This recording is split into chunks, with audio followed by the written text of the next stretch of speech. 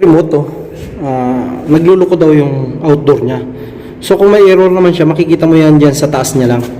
Ayan, kung may error siya, makikita mo yan dyan, nagbi-blink-blink yung error niya. So ngayon, titingnan natin doon sa taas kung ano yung problema niya. So ayan siya. So okay, 20 yung temperature. Ayan, so parang umandar doon sa baba. Ayan, sa mga nagkukang clips lang siya. Ayan, tudugtungan nyo lang yan kung mahaba. Yun yung aircon, kung makikita nyo yan sa taas. Ayan siya. Kulay blue yung pintura. Pahirapan na naman ang pag-akit doon sa isang outdoor namang basic. So kung titingnan nyo, ayan na naman yung hagdan sa likod ko. Ayan o, kung makikita. Ayan siya, kung makikita nyo. Paiyakan na naman, ang init. Ang taas na naman o. Bakit kaya ganun ano? Sa taas talaga nilagay, ayan oh.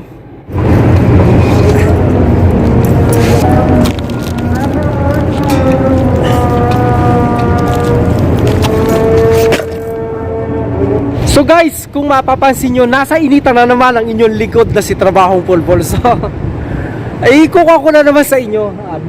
Basic naman na aircon to. Namamatay siya, yung outdoor niya, at nagkakaroon ng error doon sa baba. So hindi ko pa na kuan, no? So pagdating dito, ito siya, basic siya. Yeah. Hindi siya tumutuloy. So ang unang chinik ko agad, kasi baka kaya ganun yung compressor niya na yung tunog, ay baka 110 lang siya, all kulang sa voltahe yung kuryente natin. So kung mapapansin nyo naman, 220, ayan. Yung inilabas sa tester ay 220 yung power supply. So ayan. So para hindi siya mag-error at tuloy-tuloy yung andar niya, binunot ko tong isang kuwan ng kontaktor. Kasi ayan, kung makikita nyo to, malinaw na malinaw. Kung ito yung kuwan sa kontaktor, ibabalik mo lang dito. Yan sa COM, ayan, COM L, ayan. So kasi yung isang kuryente niya nakadiretso na, yung isang coil ng kontaktor ay nakadiretso na agad sa kuryente. Ito na lang yung nagpapapalo. So pagtingin ko, at ito naman mag-aralgal, tusukin nyo agad to kung ano ang resulta ng compressor, kung ano ang tunog niya. Ayan. Alhin, umandar. So okay na siya ngayon. Ngayon naman, ikukon lang natin to. So ngayon umandar siya, okay na ngayon. Kasundot-sundot ko, kakulitan ko. Kasi okay lang naman, kami yung company. Ay, sundutin ko ng sundutin niya. Ngayon natinig nyo umandar ha. Pero kanina, 3 beses ko na sinundot yan, hindi natutuloy. Ngayon titingnan ko rito, dito, kasi baka sarado yung valve niya. So kung mapapansin nyo naman, bukas naman lahat eh. Yung kasi yung isang problema rin ng compressor yung mga gumagaral-gal na baka sarado to, kaya namamatay siya. So ngayon bukas naman siya. Buti nga at umandar siya. Nung pagkasusundot ko sa kontaktor, kasusundot ko umandar. So ibabalik ko lang yun. Talaga siya umandar eh. Kaya inuga-uga ko na nga to kanina eh. Kuminsan pinapalo ko yan yung compressor na yan. Isipin nyo 48 BTU yan arbatan. So ngayon umandar na siya. Magpasalamat tayo kasi umandar na. Kanina kasi umuugong lang eh. So tingnan ko tong kasama ko. Mataas kasi yung tayo natin. Ayan kung nakukon nga ako eh. Sabi ko nga sa inyo, parang hindi na ako pwedeng magtrabaho sa field eh. Ayan tingnan mo yung trabaho ko. Ayan Es! Kulo Jeb! Babalik ko lang siya rito. Ayan, kung makikita nyo, ibalik nyo lang, tumabilisan lang. Oh yun, umandar na, di ba?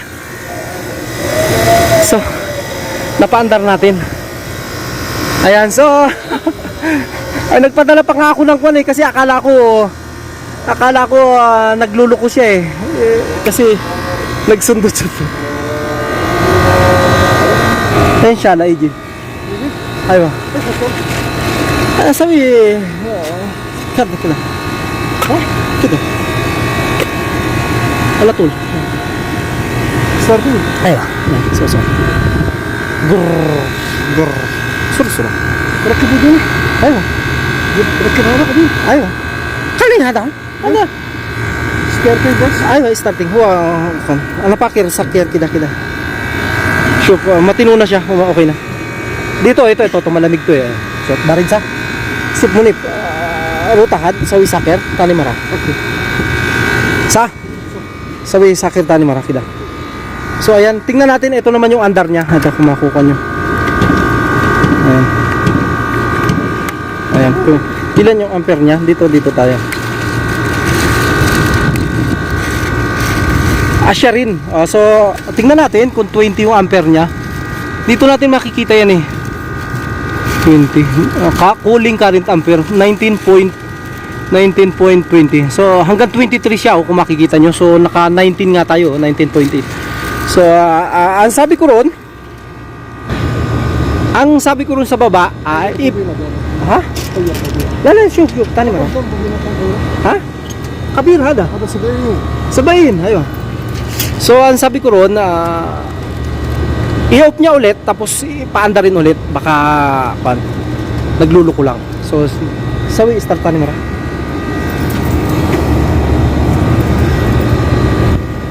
Ampere po is 19. So ayan, ba na yun, no? Wala kami kasing gloves eh. Tingnan mo naman yan, no? Walang medyas, oh. Ano may earthing yan. Masipag din siya. Minsan sipag pagkakot. Ayan, basic to. Ayan yung compressor niya. Tingnan niyo. Yung compressor niya LG, oh. LG yung compressor ng basic. Parang produkto na yata to ng naka-tie up yata to sa sa company namin. Ayan, ito yung low pressure, kung mapapansin nyo, low pressure. At ito naman yung high pressure. So, ayan. So, pagka umaandar pala siya, ayan siya. Ayan. So, DC na rin yung kanya. Kung mapapansin nyo, yung fan motor niya, DC na. So, dito, grabe na naman yung init. Ayan. Grabe na naman yung init. Ayan, okay na siya. So, tingnan nyo, yung fan medyo delay lang umikot siya. Ayan, oh. So okay na siya, wala na tayong problema. Mandar na naman. So subukan natin kuan dito. Bakit siya kan? Ayan, hindi naman nagluluko yung kuryente niya pagka umaandar ng hindi naman siya nagluluko pag umaandar ng ayan, umaandar yung aircon. Ito yung tusukin nyo, baka bumababa kasi yung kuryente, pero hindi naman. Ayan, stable tayo na 220.8. ayan, dyan yun lang mo makikita yan eh, stable na stable siya. So siguro baka akuan lang yun kung ano yung problema niya. So okay naman siya eh, wala na siyang problema. Tina-start nung kasama ko, okay na. Ito yung tuloy nyo, malamig to eh. Okay na, okay, malamig. Ayan, kung makikita nyo nga, So ayan na guys, iwanan ko na siya ng umaandar. So pinapatay ko dun sa kasama ko. Sabihin ko nung umaandar kanina, sabi ko i-off mo. Tapos i-on ulit. So umandar naman siya ng automatic niya. So nagtataka lang ako kanina nung sinusundot ko yung kanya, hindi siya, umuugong lang siya. Kaya nga nagpakuha ako ng bag eh. So okay na. So ayan na. So sana maging okay na yan lahat. At wala na tayong babalikan pa. So titingnan ko rin yung piping niya, kasi baka mamaya yung piping may problema kung bakit. Di ko alam, basta mas maganda yung check na mabuti, kasi baka makakantaya. So ayan, mega shoutout po sa ating lahat, kay Marjun's Vlogs ng Jeddah. So maraming salamat sa iyo. Kaya mo naman. Sa mga kapwa natin technician, mega shoutout po sa inyo. At God first.